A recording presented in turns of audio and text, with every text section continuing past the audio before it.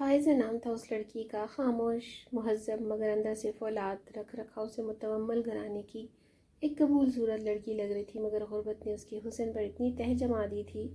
میں آفس میں کام میں مصروف تھا جب میرا کلرک اسے اندر لے کر آیا۔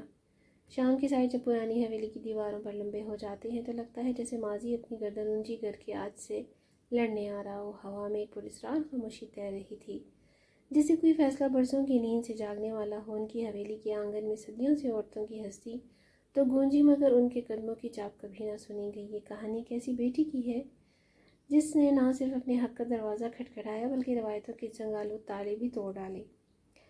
باپ کی وفات کے بعد جب جائیداد کی بات چھڑی تو فائزہ کے بھائیوں نے صدیوں پرانی گردان دہرائی، بیٹیوں کو صرف رخصت کیا جاتا ہے، حصہ نہیں دیا جاتا۔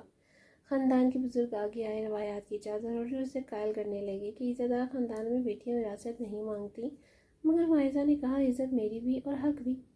میرے گھر کے مالی حالات ٹھیک نہیں ہیں، میرے بچوں کی اسکول فیس بھی گزشتہ 6 ماہ سے نہیں دی گئی ہے۔ اب اسکول والے کہتے ہیں کہ نام کاٹ دیا جائے گا۔ کیا آپ نے کبھی خبر لی ہے کہ آپ کی بہن بیٹی کے گھر کے حالات کیسے ہیں؟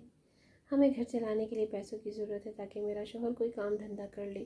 میں یہ حصہ کبھی نہ مانگتی، مجھے اس کی ضرورت بھی نہیں تھی کیونکہ ہمارے حالات بہت اچھے تھے، مگر دبئی میں میرے شوہر کی کمپنی ڈیفالٹ کر گئی، لہٰذا اس کی نوکری چھوٹ گئی، دوبارہ مل ہی نہیں رہی تھی، جس وجہ سے انہیں پاکستان واپس آنا پڑا۔ خاندان کی نظریں جھک گئی مگر دلوں میں نفرت جاگ اٹھی۔ فائزہ نے ایک فیصلہ کیا، عدالت جانے کا۔ کسی نے اسے میرے دفتر کا رستہ بتا دیا۔ دفتر میں داخل ہوتے ہی بیٹھتے ساتھ ایک ہی سانس میں درج بالا سارے حالات بتانے کے بعد اس نے کہا آپ نے میرا کیس نہیں، میرا وجود لڑنا ہے۔ ٹھیک ہے، ہم بہنوں کے ساتھ انصافی کر جاتے ہیں۔ چلے اگر بہن بیٹی کے گھریلو حالات اچھے ہوں بھی تو بھی بہنیں عموماً خود ہی اپنے حصے سے دستبردار ہو جاتی ہیں کیونکہ انہیں اپنے بھائیوں کا مان عزیز تر ہوتا ہے، لیکن اگر بہن بیٹی کے مالی حالات ٹھیک نہ ہو تو معاملہ الٹ ہوتا ہے۔ بہن ہر حالت میں اپنا حصہ کسی وقت بھی مان سکتی ہے۔ میں نے عدالت میں کیس کر دیا، نوٹسز ہوئے، پیشیاں ہوئیں، کمر عدالت میں بھائیوں کے چہرے اکڑے ہوئے، زبانوں پر نفرت اور آنکھوں میں ملامت تھی۔ ان کا ایک ہی موقف تھا، باپ نے سب کچھ زبانی طور پر ہمیں دے دیا تھا، فائزہ کو کچھ نہیں دیا۔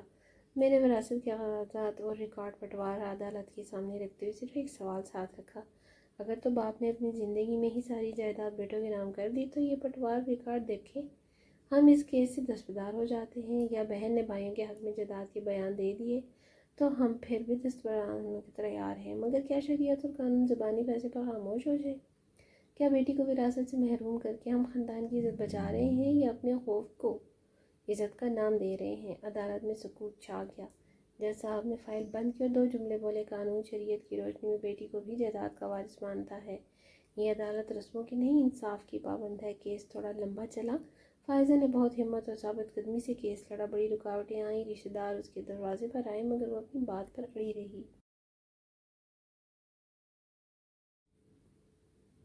لوگوں نے اسے کیس واپس لینے کا کہا مگر وہ نہ مانی۔ بیچ میں کچھ معتبر رشتہ دار پڑے، انہوں نے بھائیوں کو سمجھایا، برف کسی حد تک پگھل گئی، بالآخر فیصلہ سنایا گیا، فائزہ کو اس کا حصہ مل گیا۔ اس دن میرے آفس میں بیٹھے ہوئے فائزہ کی آنکھوں میں آنسو تھے، نہ دکھ کے نہ خوشی کے بلکہ انصاف کے آنسو۔